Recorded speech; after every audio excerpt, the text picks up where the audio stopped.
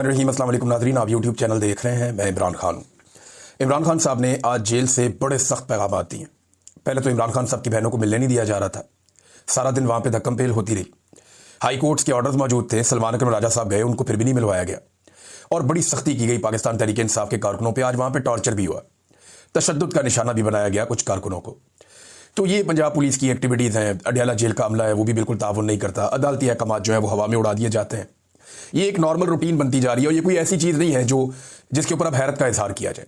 इमरान खान साहब की बहनों को धक्के पड़ना, उन्हें बार बार वहाँ से गिरफ्तार कर लेना नॉर्मल चीज़ है। कल ये मरियम नवाज के साथ होगा या उसके किसी रिश्तेदार या बहन भाई के साथ होगा या बिलावल के साथ या बिलावल की पुपीताई के साथ होगा, तो उसको ये ज़हन में रखना चाहिए, नॉर्मल चीज़ है, कोई बात नहीं।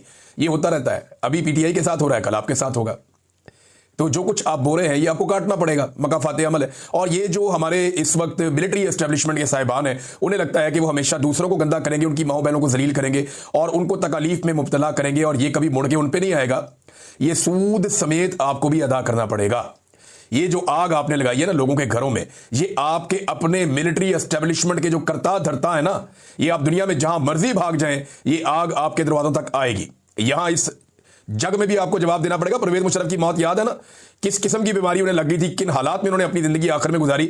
अल्लाह रब्बुल इज्जत का कानून बड़ा सख्त है और फिर जाकर अल्लाह को जवाब भी देना पड़ता है जो मासूमों के साथ किया जाए। जैसे इंसानों को पकड़ पकड़ के अमेरिका के हवाले किया गया, जिस तरीके से कत्लेआम किया गया, सारी दुनिया जानती है। तो इमरान खान साहब ने क्या कहा, जरा ये आप सुने। ये बड़ी इमरान खान साहब के बड़े स्ट्रेट फॉरवर्ड बयान आते हैं आसिम मुनीर के बारे में। वो ये कहते हैं कि इस वक्त मुल्क का जो कंट्रोल है आसिम मुनीर फर्द वाहिद के पास है। आसिम मुनीर इतना जालिम आदमी है कि एक ज़हनी मरीज है। जैसे ये इमरान खान साहब ने कहा, आसिम मुनीर को कहा कि ये बहुत जालिम आदमी है और ये एक ज़हनी मरीज की तरह है। पाकिस्तान की तारीख में जितना जुल्म आसिम मुनीर ने किया अपने दौर में, इतना किसी और डिक्टेटर ने नहीं किया। ना इन्होंने बच्चे छोड़े, ना औरतें छोड़ी, ना बुजुर्ग और ज़ईफ लोगों को छोड़ा। फिर डॉक्टर यास्मीन राशिद की इमरान खान साहब ने जेल में एग्जाम्पल दी, क्योंकि वो अपनी बहन एक बहन से वो मिले, उस्मा खानम से, तो वो बता रही हैं सारी बातें बाहर आकर कि डॉक्टर यास्मीन राशिद केस की उन्होंने मिसाल दी इमरान खान साहब ने कि वो कब से जेल में है और उनका कसूर क्या है। सिर्फ यही कसूर है कि उन्होंने कहा कि जी मैं पाकिस्तान तहरीक इंसाफ को नहीं छोड़ूंगी, और जिन लोगों ने छोड़ दिया पाकिस्तान तहरीक इंसाफ को, उन्हें आम माफी दे दी गई। बुशरा बीबी क्योंकि इमरान खान साहब के साथ डट के खड़ी हो गई तो उन्हें कहते तन्हाई में रखा हुआ है। अब ये अपनी कुर्सी की खातिर कुछ भी कर गुजरेगा। ये आसिम मुनीर के बारे में इमरान खान साहब ने कहा कि आसिम मुनीर साहब अपनी कुर्सी की खातिर, वैसे कुर्सी का जो पुरानी एक आईनी मुद्दत है जो हमेशा से हमारे मुल्क में राइज है, उसके मुताबिक आसिम मुनीर साहब के 3 साल अब पूरे हो गए। ये उनका फेयरवेल का टाइम चल रहा है, बिल्कुल आखिरी चंद दिन रह गए हैं। इसके अंदर वो नॉर्मली आर्मी चीफ तमाम कोर्स में जाते हैं, इधर उधर जाके मुलाकातें करते हैं, अलविदाई मुलाकातें करके खुदाफिज करके वाइंड अप कर देते हैं। आर्मी चीफ नॉर्मली ये करते हैं इन दिनों में। लेकिन आसिम मुनीर साहब ऐसी कोई भी एक्टिविटी नहीं कर रहे। इसका मतलब है जाना जुना कोई नहीं उन्होंने, और वो पक्के होके बैठे हुए हैं। अब इमरान खान साहब ये कह रहे हैं कि ये सिर्फ अपनी कुर्सी की खातिर कुछ भी कर गुजरेगा। ये इस मुल्क में आसिम लॉ है। मुल्क की अखलाकियात खत्म हो गई हैं। जिस तरह सिक्योरिटी फोर्सेज आम लोगों को गोलियां मार रही हैं, जिस तरह हमारे साथ हुआ पाकिस्तान तहरीक इंसाफ के कारकुनों को गोलियां मारी गई, जिस तरह मुरीदके में कत्लेआम हुआ, कश्मीर में जो कुछ हुआ अवाम के साथ, इसके पीछे सिर्फ एक आदमी है जो आसिम मुनीर है। यानी इमरान खान साहब का यह मानना है कि कत्ल वगारतगिरी के जितने वाकयात हुए उनके पीछे आसिम मुनीर साहब। देखिए, जनरल बाजवा ने बड़ा गंद मारा था पाकिस्तान की पॉलिटिक्स में। ख्वाजा आसिफ के बकौल जनरल बाजवा ने वो घटिया और इतनी ज्यादा सियासत की कि ख्वाजा आसिफ ज्यादा सियासतदान भी अपनी सारी जिंदगी में इतनी सियासत नहीं कर पाया। तो जनरल बाजवा की बड़ी घटिया सियासत थी, लेकिन गोलियां उसके दौर में नहीं चली। इस तरह बंदों का इस तरह कत्लेआम उसके दौर में नहीं हुआ। लेकिन अब इमरान खान साहब कह रहे हैं जो कत्लेआम हुए ये सारे के सारे इमरान खान साहब ने उठा के आसिम मुनीर साहब के खाते में डाले। उन्होंने कहा जी बिल्कुल इसके पीछे सिर्फ एक आदमी है जो आसिम मुनीर है। पीटीआई किसी से बातचीत नहीं करेगी। अच्छा, अब ये जो मुज़ाकरात के हवाले से ढोल पीटा जा रहा है कि मुज़ाकरात किए जाए, हुकूमत को एंगेज किया जाए, एक कदम हुकूमत आगे बढ़ जाए, पीटीआई एक कदम पीछे हट जाए, एहतजाज की सियासत खत्म कर दी जाए, ये आजकल बहुत शद्द और मत के साथ ये बयानियां इमरान इस्माइल साहब और फवाद चौधरी साहब ये ज्यादा बात कर रहे हैं और गुज़िश्ता चंद दिनों से ये बहुत ज्यादा मुतहर्रिक भी है। इमरान इस्माइल साहब क्योंकि इतने पक्के सियासतदान नहीं है, वो इमरान खान साहब से उनके ताल्लुकात बहुत अच्छे थे, पुराने साथी थे, गवर्नर बन गए थे। लेकिन इमरान इस्माइल साहब वैसे भी कमज़ोर आदमी है, कच्चे आदमी है, फौरी तौर पे पैरों से निकल जाते हैं, तो वो बात भी बता देते हैं जो बात नहीं बताने वाली होती। तो इमरान इस्माइल साहब ने खुल के बता दिया कि हमारी तो एस्टेब्लिशमेंट ने मुलाकात करवाई शाह महमूद कुरैशी से और दीगर साथियों से, और वो राब्ते जो है वो मौलवी महमूद साहब के हैं, वो हमारे ये राब्ते वाब्ते करवा रहे थे। फवाद चौधरी साहब कभी ऐसी गलती या इस तरह की बात नहीं करेंगे। अब इमरान इस्माइल साहब और फवाद चौधरी साहब कह रहे हैं कि जी मुज़ाकरात करने पड़ेंगे, हुकूमत के साथ बैठकर बात करते हैं, अपोजिशन को इकट्ठा करते हैं, हुकूमत को इकट्ठा करते हैं, फिर एस्टेब्लिशमेंट के साथ मिलकर बात करते हैं। ये फवाद चौधरी साहब का फॉर्मूला है। इमरान खान साहब ने इसके ऊपर अब रिएक्शन दिया, क्योंकि वह बात हुई ना जेल के अंदर, उन्हें बताया कि जी बाहर मुज़ाकरात के ढोल पीटे जा रहे हैं और ये कहा जा रहा है और सुहेल अफरीदी को आपसे मिलने की अभी तक इजाजत नहीं दी गई। तो इमरान खान साहब ने कहा जी कि पीटीआई किसी से कोई बात नहीं करेगी और मुज़ाकरात हमने इस जाली फॉर्म 47 की हुकूमत के साथ हम कैसे कर सकते हैं, इनसे बात करने का कोई फायदा नहीं है। एस्टेब्लिशमेंट ने जब भी हमारे साथ बातचीत की या कोई एंगेजमेंट हुई तो पाकिस्तान तहरीक इंसाफ पर बातचीत के दौरान जुल्म मजीद बढ़ा दिया गया। ना ही फॉर्म 47 ना ही एस्टेब्लिशमेंट के साथ, यानी ये जाली हुकूमत के साथ भी और एस्टेब्लिशमेंट के साथ भी पाकिस्तान तहरीक इंसाफ कोई बातचीत नहीं करेगी। इमरान खान साहब ने कैटेगोरिकली ये स्टेटमेंट दे दिया कि तहरीक की तैयारियां करो, जाके जो करना है वो भी इमरान खान साहब ने बता दिया, वो मैं आपको आगे बता देता हूं। लेकिन इमरान खान साहब ने यह वादे कर दिया कि कोई भी पाकिस्तान तहरीक इंसाफ ना तो हुकूमत के साथ बातचीत करेगी ना ही एस्टेब्लिशमेंट के साथ बातचीत करेगी। जो भी बातचीत होगी वो जो एक इत्तेहादियों का प्लेटफॉर्म बना हुआ है तहरीक तहफ़्फ़ुज़ आईन पाकिस्तान का, जहां पे अचकज़ई साहब हैं, अल्लामा राजा नासिर अब्बास साहब हैं और पीटीआई के दीगर लोग भी हैं, वो प्लेटफॉर्म अपने तौर पे बातचीत कर सकता है, एंगेजमेंट्स कर सकता है। लेकिन पाकिस्तान तहरीक इंसाफ सिर्फ उस प्लेटफॉर्म को सपोर्ट कर सकती है। डायरेक्ट किसी बातचीत का हिस्सा पाकिस्तान तहरीक इंसाफ ना तो एस्टेब्लिशमेंट के साथ बनेगी और ना ही हुकूमत के साथ किसी बातचीत का हिस्सा बनेगी। तो ये इमरान खान साहब का एक फैसला है। फिर इमरान खान साहब ने कहा कि तारीख में किसी सियासी कैदी को मेरी तरह नहीं रखा गया, मुझे कैद मंजूर है मगर आसिम मुनीर की गुलामी किसी हाल में कबूल नहीं है। कैद में मुझे मौत आ जाए मगर गुलामी किसी तरह कबूल नहीं करूंगा। अब ये इमरान खान साहब ने बड़ा कैटेगोरिकली कह दिया, क्योंकि वो ये समझते हैं कि आसिम मुनीर साहब इमरान खान साहब को सरेंडर करवा के अपने गुलाम के तौर पे बाहर लाना चाहते हैं। वैसे आसिम मुनीर साहब को इस बात का शौक है, ये मैं ज़ाती तौर पे इसलिए जानता हूं कि एक दिन आसिम मुनीर साहब ने 3 सहाफ़ियों का नाम लिया और एक चौथे सहाफ़ी के सामने ये कहा, अगर वो सहाफ़ी ये सुन रहे हैं तो वो इसकी तस्दीक कर सकते हैं अगर करना चाहें तो, नहीं तो फिर आसिम मुनीर साहब की रिटायरमेंट के बाद तस्दीक कर दें। तस्दीक तो इसकी हो जानी है। आसिम मुनीर साहब ने एक सहाफ़ी को यह कहा कि इमरान रियाज से मैं कदम बोसी करवाऊंगा जैसा कि कौन करता है, तलत हुसैन का नाम लिया था और भी 2 नाम लिए थे, मैं पर्दा रख रहा हूं, लेकिन तलत हुसैन का मैं इसलिए ले रहा हूं कि तलत हुसैन साहब सारी हदें अबूर करते जा रहे हैं, सारी हदें क्रॉस करते जा रहे हैं। तो आसिम मुनीर ने जिन 3 सहाफ़ियों का नाम लिया कि जैसे वो मेरी कदम बोसी करते हैं ऐसे मैं इमरान रियाज से भी कदम बोसी करवाऊंगा और उसकी नाक रगड़वाऊंगा। मेरा अल्लाह ना रगड़वाए तो किसी का बाप भी नहीं रगड़वा सकता। मेरा रब अगर मेहरबान हो ना, मेरा रब अगर मेहरबान है, मेरा रब अगर मदद करे और वो सब्र दे तो कोई नाक ऐसे रगड़वा नहीं सकता। इज्जत मेरे अल्लाह रब्बुल इज्जत के हाथ में।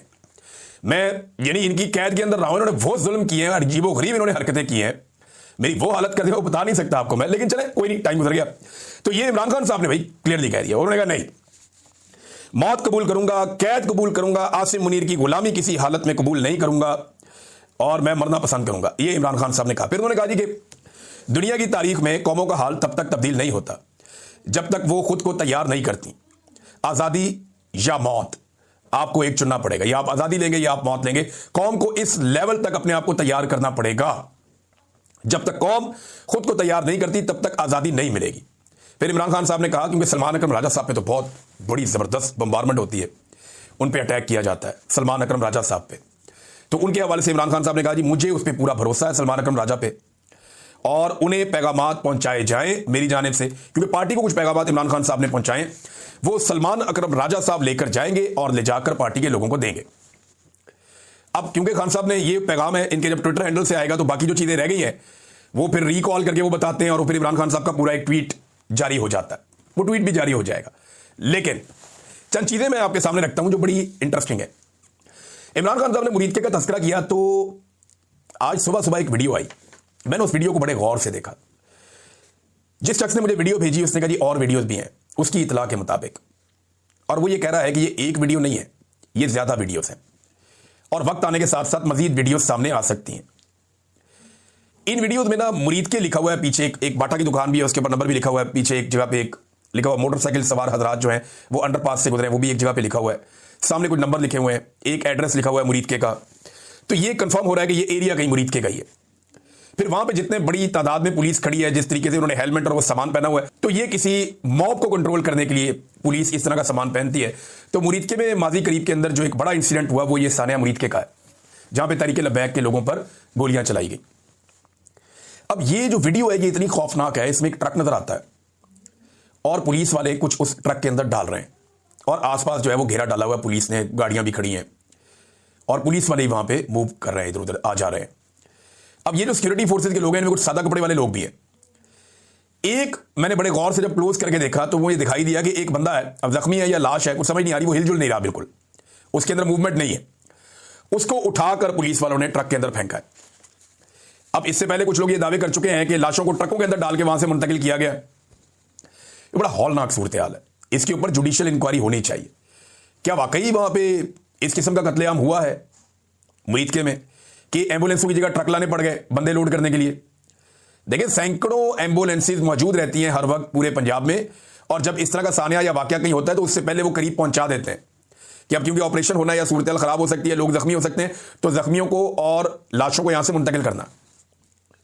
तो एम्बुलेंसें तो वहां बहुत ज्यादा थी, लेकिन इतनी ज्यादा एम्बुलेंसेज के होने के बावजूद ये ट्रक क्यों इस्तेमाल किए गए, ये बात अभी तक समझ नहीं आ रही। ये डॉन की रिपोर्ट है और अब ये एक ट्रक नजर आ रहा है जिसके अंदर उठा के एक लाश फेंकते हुए, वीडियो का दुरानिया छोटा है, हो सकता है कि इसके आगे पीछे के दुरानिया की वीडियोस भी हो। जो वीडियो सोशल मीडिया पे गर्दिश कर रही है, मेरे पास जो वीडियो है वो उससे 7-8 सेकंड लंबी है, जिसने सोशल मीडिया पे डाली, हो सकता है उसने एडिट करके डाली हो। लेकिन अब मैंने बड़े गौर से देखा तो कम से कम 1-2 मरतबा मुझे ऐसा महसूस हुआ, और एक मरतबा तो बहुत क्लियर महसूस हुआ कि एक बंदे को उठा के पुलिस वाले ट्रक में फेंक रहे हैं। हालांकि वहां तो बहुत सारी एम्बुलेंसेज थी, ट्रक की जरूरत क्यों पड़ी?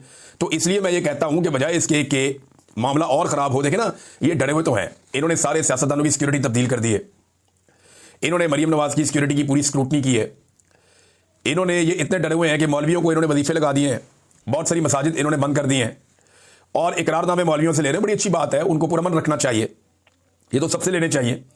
लेकिन मुरीदके में ऐसा कुछ जरूर हुआ है जिस पे पर्दा डाला जा रहा है, और इस पे हमें सबको बहैसियत कौम आवाज उठानी चाहिए। देखिए, जुल्म इमरान खान के खिलाफ हो, किसी खातून के खिलाफ हो, किसी पश्तून के खिलाफ हो, किसी बलोच के खिलाफ हो, किसी पंजाबी के खिलाफ हो, जुल्म जुल्म होता है। तहरीक लब्बैक के खिलाफ हो, नून लीग के कारकुन के खिलाफ हो, किसी के खिलाफ हो, जुल्म जुल्म ही होता है। तो जुल्म के खिलाफ आपको आवाज उठानी चाहिए, हर दौर में उठानी चाहिए। तहरीक लब्बैक से लाख इख्तलाफात सही, लेकिन इसके बावजूद तहरीक लब्बैक के साथ जुल्म अजीम हुआ है, इनको घेर के मारा गया। और दोनों भाई जो साद रिजवी और अनस रिजवी हैं, ये बेचारे बाहर आके जो भी कहते रहे बेचारे बाहर आके, लेकिन ये एजेंसियों की तहवील में ये लिखी बड़ी बात, ये कहीं और नहीं है। हो सकता है शुमाली इलाका जात से बाद में बरामद हो जाए, हो सकता है ये कहें जी कि हम कहीं चले गए थे, हम वापस आ गए हैं। अभी तक तो वो नहीं मान रहे, अभी तक तो वो डटे हुए हैं। और दूसरा, उनको अंदर रखना भी मकसूद है, वो इसलिए अभी उन्हें अंदर रखना मकसूद है क्योंकि इस वक्त जो तहरीक लब्बैक है उसके गुब्बारे में से हवा निकाली जा रही। पीटीआई का मैं आपको बता रहा था, कोई बंदा खरामा मिलता था, प्रेस कॉन्फ्रेंस करवा के बड़े खुश होते थे मिलिट्री एस्टेब्लिशमेंट के लोग, और तहरीक लब्बैक के लोग जत्था बना के आते हैं। ये हमला करने भी जत्था बना के आते थे, ये प्रेस कॉन्फ्रेंस करने भी जत्था बना के आते हैं। 20-20, 25-25, 30-30 इकट्ठे बैठ के कहते हैं जनाब कि हमारा कोई ताल्लुक नहीं है तहरीक लब्बैक से, हम जानते नहीं है जी, हमें माफ कर दें, हम इसके साथ कोई ताल्लुक नहीं रखना चाहते, पाकिस्तान जिंदाबाद, पाक फौज जिंदाबाद, और जनाब अली हम वफादार रहेंगे, हम जनाब जैसे कहेंगे वैसे चलेंगे। पहले तो ये कस्में खाते थे, कुराने उठाते थे, पहले ये कहते थे हम दीन के लिए काम कर रहे हैं, पहले ये कहते थे हम हुब्बे रसूल में ये काम कर रहे हैं, तो अब जनाब आप किस लिए काम कर रहे हैं? तो इस तरह के दावे नहीं करने चाहिए और इस तरह के ताने दूसरों को नहीं देने चाहिए कि वक्त आने पर आप बुरी तरह एक्सपोज हो जाए। तो तहरीक लब्बैक वालों ने ज्यादती जरूर की थी, लेकिन उनके साथ बहुत बुरी हो रही है। अभी मैं फिर आज देख रहा था बहुत सारे बंदे, जी मेरा भी कोई ताल्लुक नहीं है, मेरे अब्बू का भी कोई ताल्लुक नहीं है। वो दूसरा एक आ गया, कहता जी मैंने इलेक्शन जरूर लड़ा लेकिन मैं तहरीक लब्बैक से खुश नहीं हूं जी, हम उनसे अपनी अलहदगी करते हैं, हमारा कोई उनसे ताल्लुक नहीं है। तो धड़ाधड़ उनकी जो है वो प्रेस कॉन्फ्रेंसेज करवाई जा रही है, एक के बाद एक। नाज़रीन, खैबर पख्तूनख्वा में 12 नवंबर को अमन जरगा होने जा रहा है, जिसमें बहुत सारी सियासी जमातें शामिल होंगी, दीगर स्टेक होल्डर्स शामिल होंगे, साबिक और मौजूदा गवर्नर शामिल होंगे, सियासतदान शामिल होंगे और सियासी क़यादत शामिल होगी। तो ये जो अमन जरगा है 12 नवंबर को जो होने जा रहा है, इसमें जो फैसले मुबैना तौर पे सामने आ सकते हैं, ये एस्टेब्लिशमेंट के लिए कोई नरम चीज़ नहीं होगी, उनके लिए मुश्किलात पैदा हो जाएंगी। और एक बड़ी मुश्किल ये है कि सुहेल अफरीदी को इमरान खान साहब ने जब बनाया वज़ीर आला खैबर पख्तूनख्वा, तो इससे ना नौजवानों में एक तहरीक पैदा हुई, यानी उम्मीद पैदा हो जाती है ना, भाई ये बन सकता है तो हम भी बन सकते हैं। भाई हमारा बंदा उठा के हमारे बीच में बैठने वाला वज़ीर आला बना दिया इमरान खान ने, वो बड़ी ऑक्सीजन मिलती है, बड़ी ताकत मिलती है नौजवानों को। तो नौजवान खैबर पख्तूनख्वा में पहले से बहुत ज्यादा मुतहर्रिक है और पाकिस्तान तहरीक इंसाफ को अभी कोई एहतजाज की इतनी जल्दी भी नहीं है।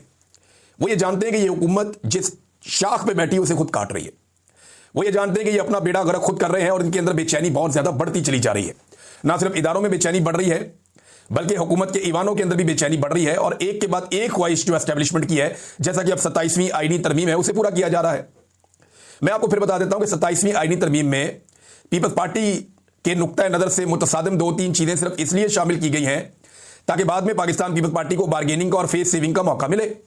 तो पीपल्स पार्टी बाद में ढोल पीटेगी कि जनाब देखें हमने जमहूरियत बचा ली, हमने आईनी तरमीम पास करवा ली, और भाई जो मिलिट्री एस्टेब्लिशमेंट ने कह दिया ना वो तो आपने जूते पॉलिश करके कर देना है।